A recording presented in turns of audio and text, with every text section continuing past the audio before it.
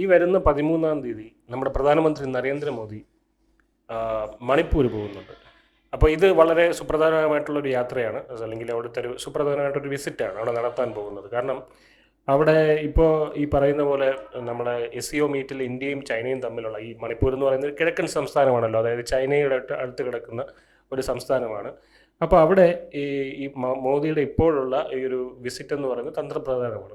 നമുക്കറിയാം, ഇവരെപ്പോഴും മണിപ്പൂർ ഏറ്റവും കൂടുതൽ ഫേമസ് ആയിട്ടുള്ളത് ഇവിടുത്തെ കേരളത്തിലുള്ള ആൾക്കാരാണ്. എന്ത് പറഞ്ഞാലും മണിപ്പൂരിൽ എന്ത് സംഭവിച്ചു, മണിപ്പൂരിൽ എന്ത് സംഭവിച്ചു എന്ന് ചോദിക്കും. മണിപ്പൂരിൽ പള്ളികൾ കത്തിച്ചില്ലേ? അവിടെ നടന്നതൊരു ഹിന്ദു മുസ്ലിം കലാപമൊന്നുമല്ല, അവിടെ രണ്ട് ഗോത്രങ്ങൾ തമ്മിലുള്ളൊരു കലാപമാണ് നടന്നത്. ഈ പറയുന്ന മെയ്തൈ ഗോത്രവും പിന്നെ കുക്കി എന്ന് പറയുന്ന ഗോത്രം. ഈ കുക്കിയിൽ കുറേ ക്രിസ്ത്യാനികളുണ്ട്, അതിലും ഹിന്ദുക്കളുണ്ടെന്നും പറയുന്നുണ്ട്. പിന്നെ മെയ്തയിലും ഭൂരിഭാഗം ഹിന്ദുക്കളാണ് എന്നുള്ളതാണ്. അപ്പോൾ ഈ രണ്ട് ഗോത്രങ്ങൾ തമ്മിലുള്ള ഉണ്ടായിരുന്ന ഒരു കലാപമാണ്. പക്ഷേ ഇവിടെ ഈ കലാപത്തിൽ ഏറ്റവും കൂടുതൽ ശ്രദ്ധിക്കപ്പെട്ട കാര്യം, ഈ കുക്കി എന്ന് പറയുന്ന ഗോത്രത്തിന് ആയുധങ്ങളുണ്ടായിരുന്നു. ഈ ആയുധങ്ങൾ ആരാണ് കൊടുത്തിരുന്നത് എന്നുള്ളതാണ്. ചൈനയാണ് അവർക്ക് ആയുധങ്ങൾ നൽകിയിരുന്നത്. അതുമാത്രമല്ല, മംഗോളിയയിൽ നിന്നുള്ള ഒരുപാട് കള്ളപ്പണം മണിപ്പൂരിലേക്ക് ഒഴുകുന്നുണ്ട്.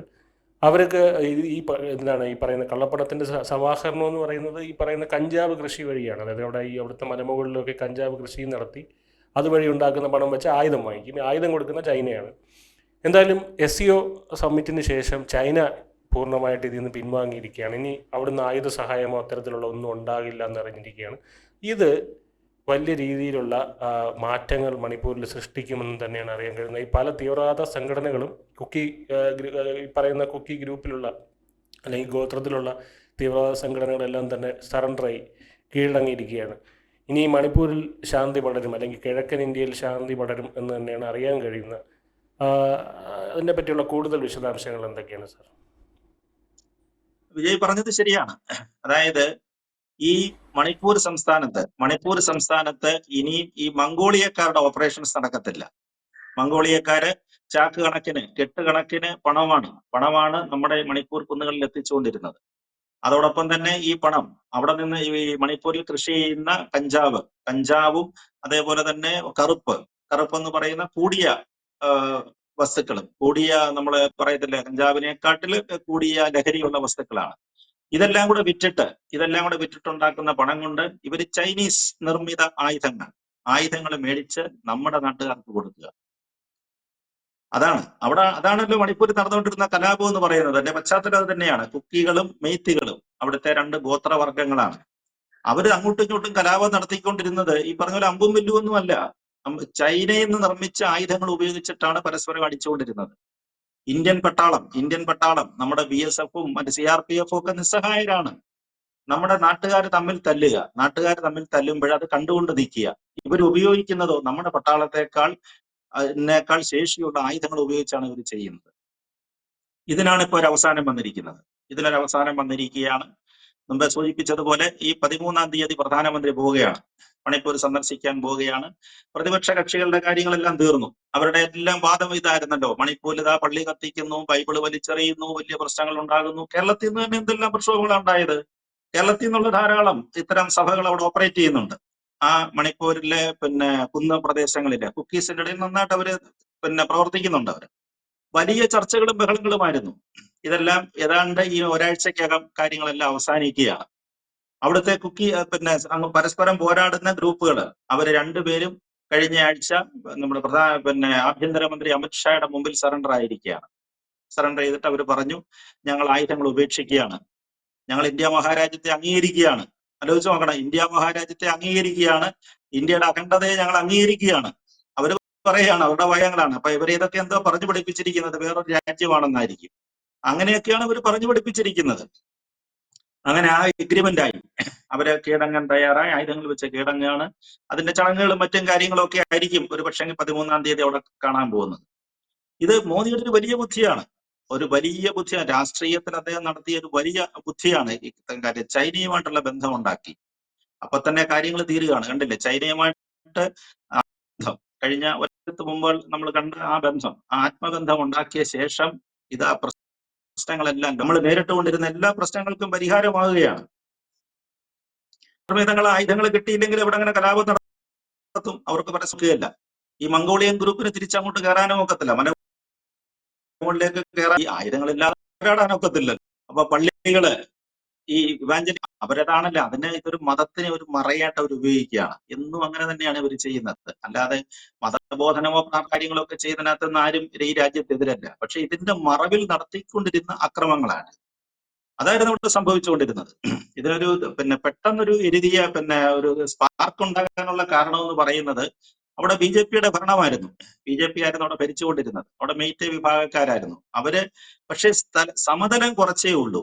അതാണ് അവിടുത്തെ ഒരു പ്രശ്നം. ഈ രാജ്യ മണിപ്പൂർ സംസ്ഥാനത്തിന്റെ ഏതാണ്ട് 10-12% മാത്രമേ നിരപ്പ് പ്രദേശങ്ങളുള്ളൂ. അവിടെയാണ് മേത്തീസ് കൂടുതൽ താമസിക്കുന്നത്. അവര് ഹിന്ദു വിശ്വാസികളാണ്, ബി ജെ പി അനുകൂലികളാണ്, അങ്ങനെയൊക്കെയുള്ള ആളുകളാണ്. ബാക്കി വരുന്ന ഏതാണ്ട് 80-85% ആളുകളാണ് കുക്കീസ് വിഭാഗത്തിൽ വരുന്നത്. ഇവരെല്ലാം മലയുടെ മുകളിലാണ് താമസിക്കുന്നത്.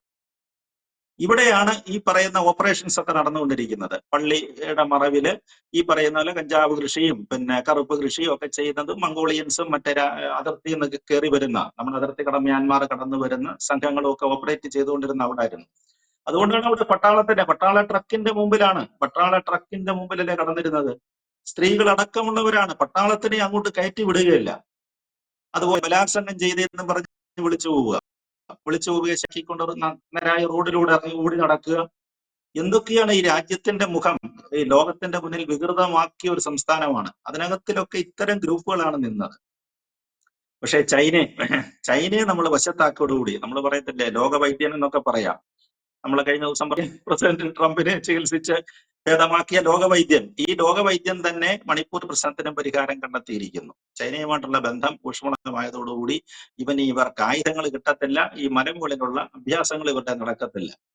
നേരത്തെയൊക്കെ ചിലർ സൂചിപ്പിക്കുന്നുണ്ടായിരുന്നു, ഇനിയും അവിടെ കൺവേർട്ടഡ് ക്രിസ്ത്യൻസിന് പരിവർത്തിത ക്രൈസ്തവ കോർപ്പറേഷൻ എന്നൊക്കെ പറഞ്ഞ് കേരളത്തിലൊക്കെയുള്ള സംഘടനകളുണ്ടല്ലോ. അപ്പൊ മണിപ്പൂരിൽ പ്രവർത്തിച്ചുകൊണ്ടിരിക്കുന്ന പരിവർത്തിത ക്രൈസ്തവ കോർപ്പറേഷന്റെ ഓഫീസുകളൊക്കെ അടച്ചുപൂട്ട് യാതൊരു സംശയവുമില്ല, അതെല്ലാം പൂട്ടുകയാണ്.